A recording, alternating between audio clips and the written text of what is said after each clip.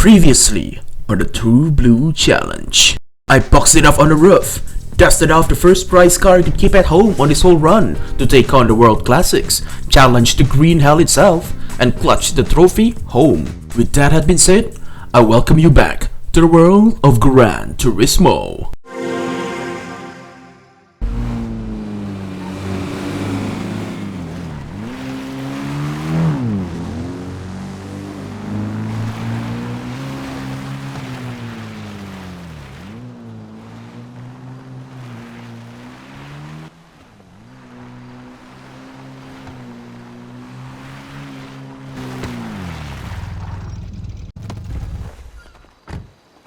Jack! How did you find me? So keep your voice down. Blue Lock have ears everywhere. It's okay. Strix is keeping him busy. The blue car guy? But how? I thought Blue Lock would have pulled the plug by now. I don't know, but his friend said Blue Lock's off preparing to race at the World Championship right now. Blue Lock is going to race? Is this some kind of new trick? No. He wouldn't like getting directly involved. It's because someone forces him to. You! Please calm down. I am not here to hurt you, nor I am on Blue Lock's side. I'm here to make you an offer that you can't refuse. The kind of which you will have no reason to choose otherwise. What offer? I'll guarantee Blue Lock won't threaten your life. In return, you race in the World Championship. What? The time of the Grand Finale is coming, yet my grid is not filled. What are you talking about? Aren't there many racers who are willing to kill to be on that grid? Yes, but none of them are worthy. You, on the other hand, have skills. There must be strings attached. All I want is to give the audience the perfect entertainment. And you are integral in turning that vision into reality. Besides, can you really afford to turn me down like this? With the World Classics out of the way, there were only 2 events left between me and the World Championship, one of them being the Supercar Festival. 5 long races in mostly city courses, a celebration of speed, performance, and exclusivity only the 1% could possibly take part in. As far as the professional league is concerned, this is the pinnacle of street legal car competition. I think it's safe to say that not everyone can enter this event, and certainly not everyone can win them all either. To fit in with the Novio rich, I headed west and gave the local Ford dealership a visit. Everyone, please welcome our final addition to the garage. You know it?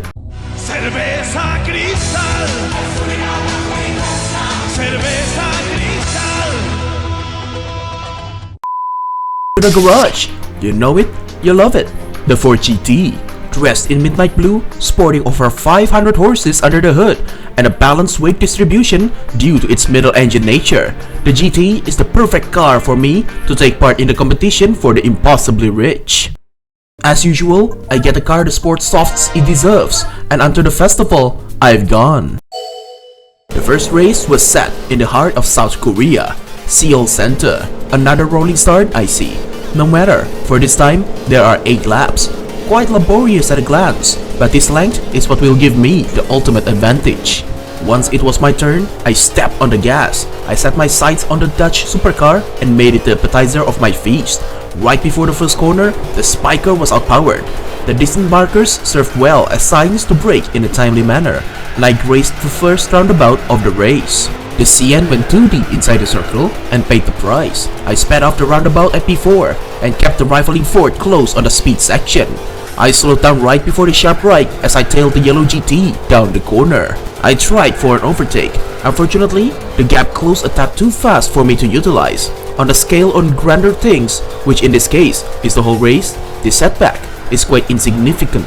I kept pressuring the yellow Ford before me down the straights and attempted a switchback overtake on the 5th corner, which had proven to be a big mistake. That bump costed me a position, casted me back to 4th place. Well, you live you learn, I guess. I tailgated the yellow Ford on the straights into lap 2 and timely braked before the roundabout. The yellow GT braked too late and smashed onto the Nardo concept, an opportunity I used to secure the bronze medal. After making sure I did not repeat my opponent's mistake, I made use of the slipstream the Volkswagen provided and overtook the orange concept car on the corner. At that point, my only concern was the Celine. a little mishap happened, resulting in a brief loss of control over my GT. Me and the Celine fought over the golden trophy across the sharp left and almost got myself grinding on the wall, all thanks to that maniac. On the final corner, however, I attempted another switchback. Unlike the fifth turn, there was a wide road awaiting at the end of the corner, allowing such a bold move to be executed. One successful overtake later, I have finally reached the top. I entrusted defense to the GT's power, which was seemed to be enough to fight off the S7. While the Celine attempted a comeback at the beginning of the roundabout, he picked the wrong side of the road to do an overtake and thus failed miserably. With less than 1 second gap between me and the Celine, I hastily turned on the third turn. I brake timely before the fifth corner, and this time, I managed to cleanly take the turn without smashing the walls. On the fourth lap, the gap between me and the S7 had at least doubled. At this point, I've grown quite accustomed to the track. I followed the racing line down the roundabout and opted for a daring approach around the third turn. With a little trail brake, I managed to take on the fifth turn well, and the sixth corner was through. While smooth, I still yet to beat my own personal best. Perhaps I was playing it too safe. On the fifth lap, the gap was massive. I controlled my throttle down the roundabout, powered through the straights and tried an even deeper approach, but missed the timing and grazed the wall. Fortunately, I took on turn 5 cleanly and hoped that was enough to compensate for it. However, that was not the case, as I have yet to beat my personal best. I sped down the straights, braked timely, and controlled my throttle down the roundabout once more, ensuring the Ford did not stray too far off the racing line, and took on the third corner rather conservatively. Perhaps I overdone it in the caution of department this time, as the line I took on the fourth corner was not exactly the best. Another clean take on the fifth corner and satisfactory exit from the sixth. Another lap, another failed attempt at cracking the record. I decided that it was time for an aggressive approach, which I used down the roundabout. Finally, I have managed to take on the third corner properly, and that means an optimal racing line on the fourth turn. I sped past the short straight and braked right at the zebra cross to ensure a smooth experience down the sharp left. I sped to the finish line, and while I still could not break the record, I was close. Very close. If I kept that style of driving and at just a tiny bit of speed, I would finally be able to break that record. I drove around the roundabout as close as I could to the stone wall, followed along the line for the third turn, and while I had to brake to take the fourth one, I believe this execution of the corner was smooth regardless. I watched out for the distance markers and braked enough for the fifth turn, and as a result, my GT was able to follow the ideal racing line along the sharp left turn. I controlled my throttle down the final corner, and finally, on the very last lap, cracked the record. Oh, and I won the race as well. Neat. The second round was set on the good old Fuji Speedway. This time, it's a fair grid start. I weaved between the Nuvolari and the C12, gaining P2 right before the corner. On the hairpin itself, I outraced the other GT and claimed the pole position early. I set my throttle to the minimum around the Coca-Cola to maintain the racing line and stuck to the middle around the 100R. I went through the hairpin smoothly and sped towards the chicane. A timely brake ensured I did not experience an excruciating accident, and despite two wheels climbing up the curbs, it barely bothered the GT as it made out of the hairpin safely. With 3 seconds of advantage, I pressed forward, through Panasonic, and sped into the second lap. I braked at the 200-meter mark, thinking that would be enough to deal with the hairpin, but I barely managed to stay on the track limits as I drove around the pin, a sign that I had to be slower than that to smoothly take on the first couple of corners on the Fuji. I climbed double curbs on the third turn, went past the 100R safely and soundly, and once again got hooked to the curbs on the hairpin. On this lap, I managed to take the chicane with precise driving maneuvers and blasted past the Panasonic, brimming with confidence. On the third lap, I opted for a later point in braking. While this seemed to be counterproductive against what I was aiming for, I shifted down early and employed a minuscule amount of trail braking. As a result, I managed to take on the hairpin in a much better state compared to the previous lap. Once again, I climbed on the curbs on the Coca-Cola. Perhaps I thought this tactic would make for a tighter racing line, though its actual usefulness is arguable at best. Well, at the very least, I made it through without slipping or even spinning. I controlled my throttle down to 100R to ensure a smooth experience, and unfortunately, I took too long to brake for the hairpin and was sent outside of the track limits, to the point of there was only one tire left on the asphalt. It was a good thing that this only caused a minor setback and not put me out of first place. I trusted my GT to go full power down the flying corner towards the chicane, and on the chicane itself, I managed to avoid touching grass. On this lap, I have finally figured out the way to deal with the Panasonic curve and took on the final corner of the lap with confidence. The third lap was through and another personal best was created. On the fourth lap, I let my GT loose on the first hairpin, and this time, what the hell is going on? Car's not turning the way it's supposed to do all of a sudden. Well, at the very least, the GT is still turning good on the hairpin. And on the chicane, well, this is not gonna be a good lap, is it? Well, at the very least, things are still going well on the Panasonic. There's nothing interesting happened on the 5th lap, therefore we skip it in favor of lap 6 instead. As I was keeping my car as stable as possible on the long straights, I took a good look on the markers to figure out when to brake. I braked at the 200-meter mark and controlled the gas down the hairpin, and finally, I got to do this corner properly. I minimized curb climbing on the Coca-Cola, which actually resulted in a faster exit, smoothly took on the 100R, and actually managed to not climb up the curves on the hairpin while remain optimal. On the chicane this time around, while the entry was rough, at the very least I managed to stay inside the track limits and get out of it smoothly. I took on the Panasonic the best I could and raced down the straights. Will the final lap be the lap I score yet another personal best? The answer? Yes. Yes it was. A new record and a victory down for the books. The third race was set in New York. We were back to street tracks. Unfortunately, with tracks like these, I have to go through yet another rolling start. What a totally fair method to start races. Regardless, crying about it won't solve my problems. Do you know what will solve my problems though? That's right, winning the actual race. I tailed the Audi Concept down the straights and onto the hairpin. I used the outsides of the corner and escaped last place. I took advantage of the three-way feud between the GT, the Zonda and the C12 to hit a double overtake, and before I knew it, I was on P3. That could have been a triple had the Zonda not sped up in the end. Well, not like it mattered much as the Zonda was overtaken in the middle of the 90-degree turn chain. From that point onwards, the only where was I? Right. From that point onwards, my only notable opponent then was the driver of the yellow Celine. I stayed close to the curbs as possible down the roundabout and into the second lap. I've gone. I kept pressuring the S7, remained very close to him on the hairpin, and right before the consecutive 90-degree turns, well, I took the first one cleanly, but no overtakes yet. That will come later. I tailed him pretty close though, and in the end, I managed to wrestle away the win from their hands. I went past the roundabout with a consistent racing line down the curbs. On the third lap, I managed to overcome the hairpin with a well-executed turn and sped up towards the 90-degree section. A series of clean cornering later, I came out from the sharp section with a wonderful 6 seconds advantage against the Celine. Lap 3 was through, and so did lap 4. On the 5th lap, I managed to brake in time for the hairpin, and a smooth execution around the corner proved that I timed the brake properly. I used the distance markers to help me find the right time to brake, and managed to go through the first 90-degree corner of that lap properly. This trend continued corner after corner, and I made it out of the sharp corner jungle in sub 1 minute and 10 seconds. 10 seconds ahead of the competition. A solid racing line around the roundabout and full speed ahead towards the final lap. Would you look at that? Another personal best. Surely now nothing will go wrong on the final. Woo!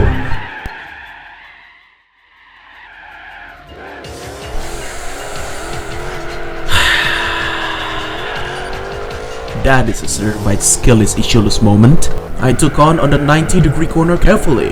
At least I still can manage to. Ow! Hey, this is not gonna be a good final lap, I can tell. I drove past the roundabout with a lackluster performance compared to the laps before, and at that point, I just wanted the race to be over already. Finally! At least that is another win in the books.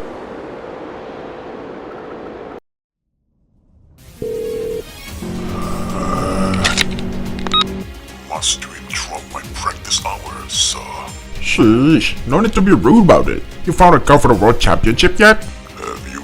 Maybe. What the hell? What the f did you answer my question or question? Did you get a car or not? Not yet.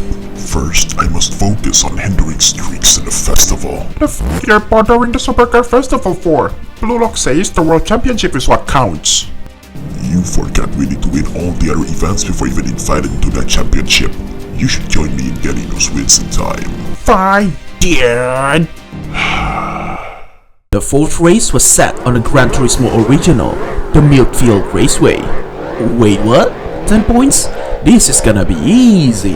The person you're trying to call is currently unavailable. Curses. Right off the starting line, the C12 was helpless against the GT. Around the second corner, I took on the inside and went deep to the point of only having 2 wheels on the asphalt in order to take on both the Nissan and the other Ford. Guess I went too deep and instead was rejected outside by the guardrails. At the very least, this move managed to brush the R390 aside and claim bronze medal away from the rifling Ford. The concept car from Acura was taken care of next on the hairpin thanks to late braking. Gapping everyone else was a Tomi Kaira ZZ2. For the funny, I'm just gonna call it the ZZ. Looks like whatever burst of power the ZZ had did not last long, as after the 5th corner, that outrageous gap was closed. I tailed Tomi Kaira down the 7th corner and locked into a contest of power between the Ford and the ZZ.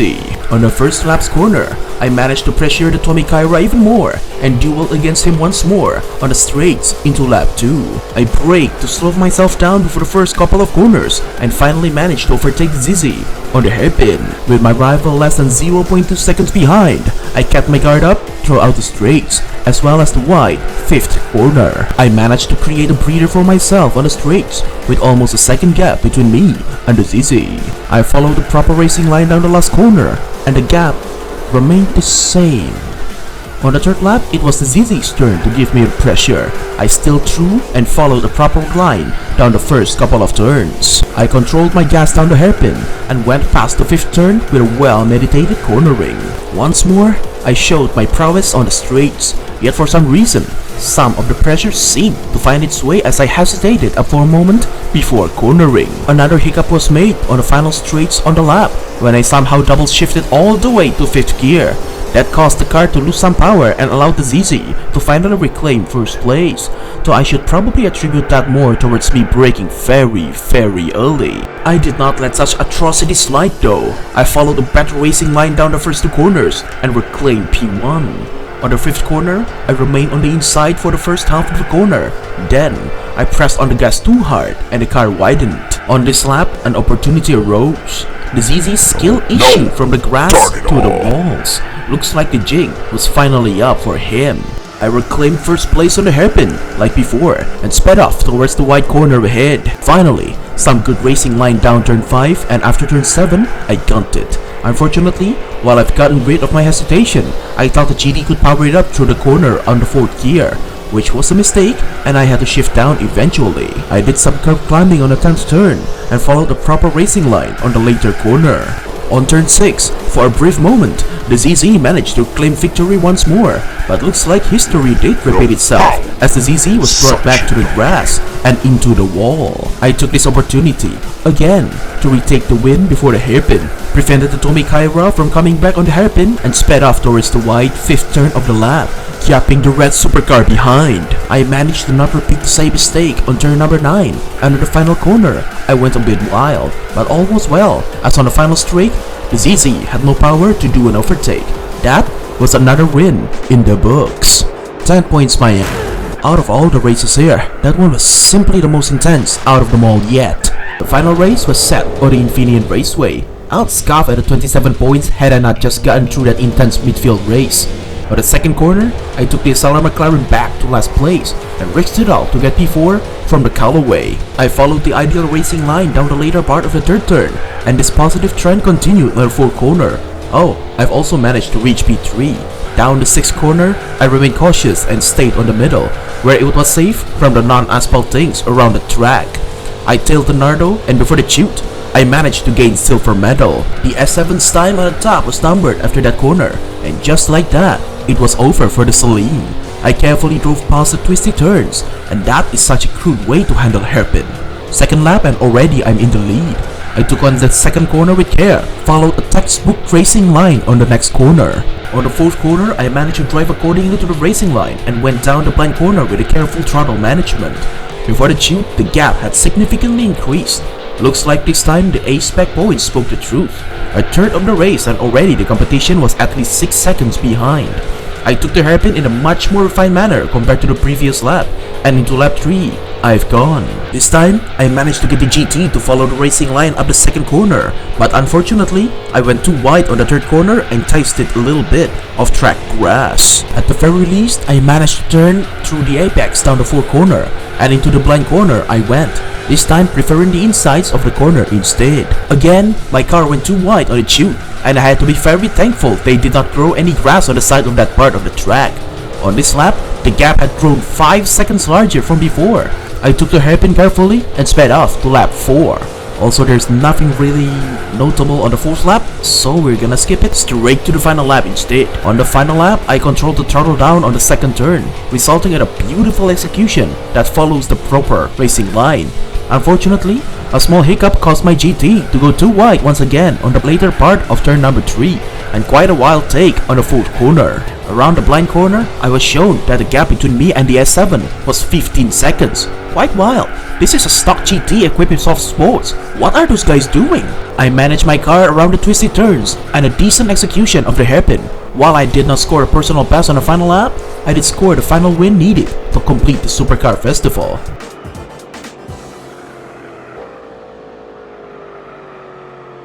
Another hurdle before the World Championship had been jumped over. Now, for the prize ride. A black Cizeta V16T. Looks like a Lamborghini Diablo. Sadly, the color is not blue, which means I cannot keep this one at home. Wait, what? There's only 8 of these in the world? And I have to give up on this one? Damn, block contract! Well, no other choice. Maybe in the next run, if they ever could get a hand on one of these again. With the ball for the 1% was over, there was only one championship left to get me that invite for the Gran Turismo World Championship, the World Compact Cup. Fitting to the name of this tournament, the only cars eligible for this fun-sized tournament are cars that are 4,000mm long or less. Predictably, you'll expect the likes of the Mini Cooper, Scion XP, and the Corsa in this event. However, there is one car that I would like to enter this championship with. The AW11. That's right, the first car I've ever bought in this whole run. Not the first time I've used this car to race against compact cars. With the first friend I've ever made in this journey into the Compact Cup, I've gone. The first round was set on the city of Seattle. As expected, the competitors in this tournament are a Mini Cooper, a 206, the Tigra, a Ford Ka, and the Corsa. 9 points? Yeah, well, might as well give me the trophy already. This is gonna be very easy. On the first hairpin, I took to the inside and overtook the 2 compacts. I followed the ideal racing line down turn 3 and outpowered the Tigra on the uphill straights. Before the 5th corner, the French automobile was taken care of, and while I spent a little time tussling with the Mini, in the end, my MR2 won. This entire cup feels like Sunday Cup all over again. Similar opponents, I used the same car.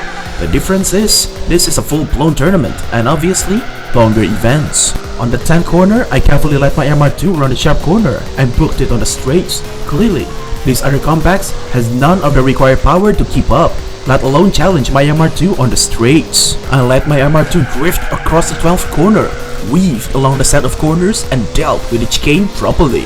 I went under the highway, leaving the rest of the fun-sized cars behind, and entered the second lap. This time, I brake at around 100 meters before the hairpin, and just got enough speed to get around the hairpin properly. On the 5th turn, I let the MR2 drift along the corners, and ended out on top of the curb. I sped past the straights, growing even more of that sweet advantage. Took extra care on not spinning the car out on the 11th turn, followed the correct racing line on turn 14, handled the final chicane properly, and before I knew it, the final lap. I really could have handled that third corner better. I did not expect a little visit to the curb would make my Toyota react that way. On the 7th turn, I made sure to not hit the walls or be sent flying, and after the 10th turn, I booked it on the straights. I linked the 11th corner to the 12th corner set of large chicanes, and after dealing with the large change right before the finish line, I ended the first round in first, with at least 22 seconds of advantage over my rivals. The second round took place on Tsukuba circuit. I took to the insides on the first corner, secured the 5th spot, and took care of the 206 on the 6th corner. The Mini struggled for a little, but to no avail. I took towards the 11th corner, with my eyes locked in on the prize. On the beginning of the speed section, The Corsa was put back into third place as I chased down the fleeting Tiger. The disadvantage I was up against looked daunting at first, but I remembered that is an Opel. I, however, was in a MR2. There was simply no way a Tigra like that could ever outpower my tuned MR2. I took out NSXs with this thing. What makes you think you had any chance? I followed through the apexes of the following turns, ensuring an optimal run to secure the lead I've just gained. With a precise racing line, I took on the 6th corner without touching the sand next to the track, and the once visible disadvantage had been turned into a clear advantage. I powered through the straights and the gap stretched even more. I controlled my throttle down the final corner of the lap and entered lap 3 4 seconds ahead of the Tigra. While a rather unpolished approach down the first turn, I still managed to find and go through the apexes of the next few turns. Controlled my throttle down the 6th turn. I prioritized caution as my wheels briefly made contact with the curbs. On the hairpin, a precise amount of gas was applied, and as a result, I managed to speed off on the straights unscathed. I remained on the insides of the final flying corner and entered lap 4 with a personal best. This time, I decided to loosen the leash on my MR2, allowing it to slide around turn 1, while still obeying the apexes of the next couple of turns. I picked a more aggressive approach on the 4th turn, now that my tires have been properly heated, allowing for optimal grip from my Toyota to go all out. On the 7th corner, I applied a similar technique and allowed the car to slide without countersteering, and as a result, a beautiful rendition of the corner, and of course, a fast exit. Truthfully, at that point, none of the grid mattered. They were all too weak to even compete. I was just there to score record lap times. I got it down on the straights and slid all over the flying corner. Unfortunately, while beautiful, that did not break my record. On the final lap, I drifted across the first corner, as I thought it would be faster since it was a low-speed, sharp turn. Followed the apexes as is tradition and turned the 6th turn with precise grip. I sped towards the last hairpin of the race, applied a little power slide and once again sped off towards the flying corner. I stuck to the inside and finished first after scoring a personal best on the final lap.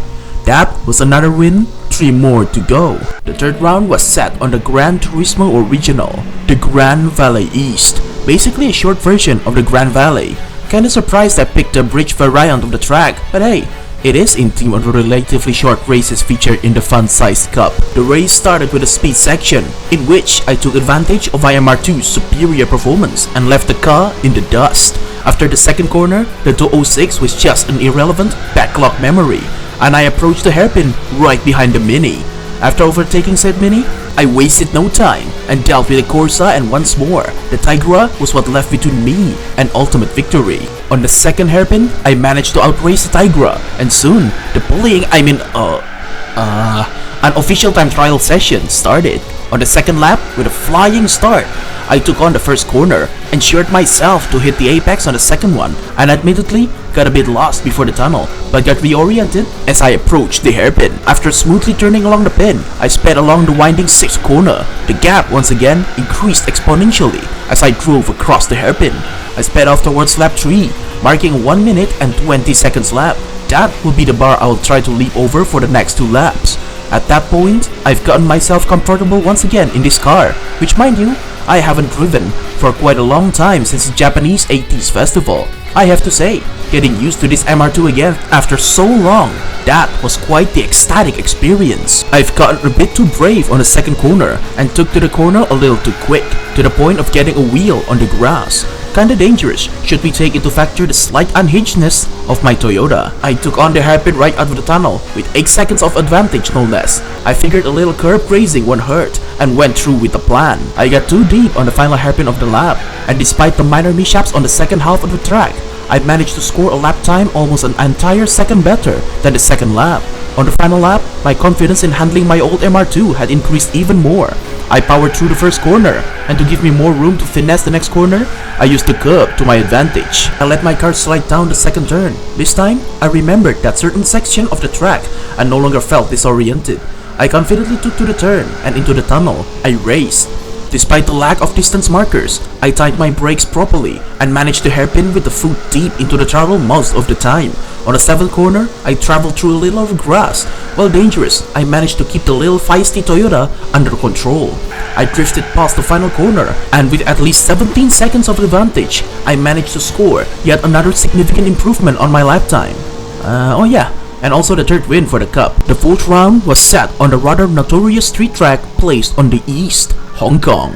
What's worse is this is the reverse layout of the track, so it could be a very different experience compared to what I've gone through. Right off the starting line, I outpowered the tiny Ford car. I tailed to 206 down the first sharp turn, and unfortunately, I was in no position to do an overtake. I yapped it for a different line on the third corner, and finally managed to secure 4th place on the speed section. I braked late and took 3rd place right before the 4th corner. Unfortunately, this, once again, was a horrible mistake. The MR2 uncharacteristically understeered, ironic I know, and gotten too wide on this corner, almost giving the Mini a chance to reclaim the bronze medal. Out of consideration of this moving roadblock before me, I braked early before the last corner and decided to pick another opportunity to take P2. However, I was only willing to extend courtesy, not charity. I outpowered the Corsa right before the hairpin and once again underestimated the corner before me. Seriously, Strakes? When will you learn? This time, the long straights became my hunting grounds, and the Tigra failed to cap the competition as I was right behind. On the 7th corner, I went a bit deep and almost grazed the walls, but that was a risk I was willing to take. I pressured the Tigra even more. I climbed the curb on the 8th corner and finally took over the Tigra. However, on the seaside, my confidence waned, warned by the mistakes of my previous runs in this here track. I was being a little careful, cowardly even. I pinpointed the apex on the final hairpin, and into lap 2, I've gone. On the first turn, I misjudged the corner and gently met the walls. I went along the 2nd corner and used the curbs to my advantage on the 3rd corner. While the Tigra and the others were having a hard time on the turn, I sped off to leave the rest in the dust. This time, I timed my brakes properly and went through the hairpin as intended. Once more, on the 7th turn, I was probably a few millimeters away from trading paint with the rails, and after that seaside section, I followed a well thought out racing line on final hairpin and set myself a bar of 1 minute and 43 seconds. I carefully went around the first corner, linked the line through the second and utilized the curbs once more on turn 3 into the straights and slid my way past the 4th corner. I didn't like where the MR2's nose was heading, so I kind of corrected the car, albeit too much. Once more, I grazed the curbs on the 5th corner for an optimal racing line. I slowed myself down before the hairpin and gotten through the sharp corner with okay results. On the 8th corner, I thought I could just skip over the curbs, but that brought over unwanted reaction as I was quite close on denting my MR2 over the walls. I took a rather cautious route down the seaside bits of the track and got my confidence back as soon as I hit the hairpin. While not a personal best, I came pretty close. On the first corner, I made sure to strike a balance between speed and control, hit the apex properly, and changed my cornering to the sharp left ahead. This time, I let my MR2 head it where it wanted to go, and it led me towards a proper entry point for the 3rd corner. Up the curbs I've gone, and I stepped on the gas as soon as I hit the straights. This time, instead of power sliding all over the 4th corner, I slowed down enough to grip my way through, taking into account how tight is the streets in this very section. I used the curbs on the next corner to pinpoint the apex on the next corner, and drove through accordingly. I ensured a better, tighter racing line to better take on the hairpin, and sped off on the straights. 24 seconds ahead? Oh wow, this really is turning into a bullying scene. On the 7th corner, I slid across the tight corner, shifted down mid-corner so the car could accelerate out of the corner better, going across the seaside part of the track, and damn it! This is why I was being very cautious on this part of this entire track. That bit of crash dashed all hopes of breaking the record. Well, at least I still got a win. Onto the final round. The final round was set on the Twin Ring Motegi East Short Course. At this point, I had 40 points in hand, while the guy in P2 only has 22. First place gets 10 points. Therefore, in a worst case scenario, Tigra will end up with 32 points, while I still have 40. In other words, I can just sleep this one out and still win the whole thing. But that is not a proper way to end the last event to unlock the ultimate challenge now, is it? As usual, the puny Ford car was through quite early in the race. The 206 was taken care of through an extremely deep approach on the 2nd corner.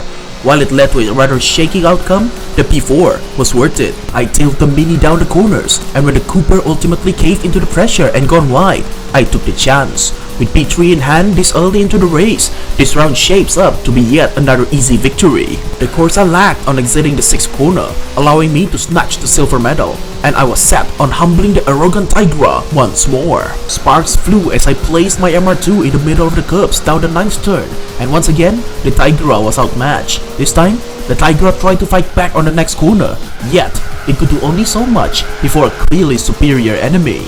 I sped past towards the hairpin, used the distance marks to time my brakes, and rolled through the hairpin cleanly, and into the second lap, I've gone. On the first corner, I went through the apex and ensured a smooth experience. I leaned to the left on the straights in order to gain a perfect entry point on the 6th corner, controlled my throttle down the road, and followed through with my planned line before the bridge. On the flying corner, I went a bit brave and flirted with the grass, but that was also part of the racing line I've envisioned in this track. I continued to promote this healthy trend down the 10th corner and took the hairpin rather alright, despite the slight room for improvement. 1 minute and 42 seconds apparently was the target lap time I've set for myself this time around. I went through each and every apexes. I thought I could handle the 6th corner on the 3rd gear, but that was quite conceded on my behalf. A proper throttle control down the 9th corner, and on the hairpin, I went through the textbook racing line towards the long straights. Looks like my strategy was working, as a personal best was created from all that driving. This time, I refined my approach on turn 1, flirted with the grass on the 3rd and 4th corners, utilized every bit of horsepower this car can muster on the straights before shifting down to 2nd gear on the 6th corner. Finally, a moment where I learned from my mistakes. I thought to link the 8th and 9th corners all together, and so I opted for a racing line in where I get to enter the 8th corner as usual and a speed where I can turn the other way without any issue on the 9th corner. I let my MR2 slide on the 10th corner, issuing little to no counter steer as I believed the car would end up just fine on the straights, and a similar technique was used to optimize the time I spent on the hairpin. In the end, I managed to score an even better lap time, as well as the final victory of the tournament. Truth to be told, it has been quite a while since I got a perfect victory and earned all 50 points in the tournament. The fun-sized cup was through, and now for the fun-sized car prize. And it's a S800 race car. At this point, the small Honda serves zero purpose to me.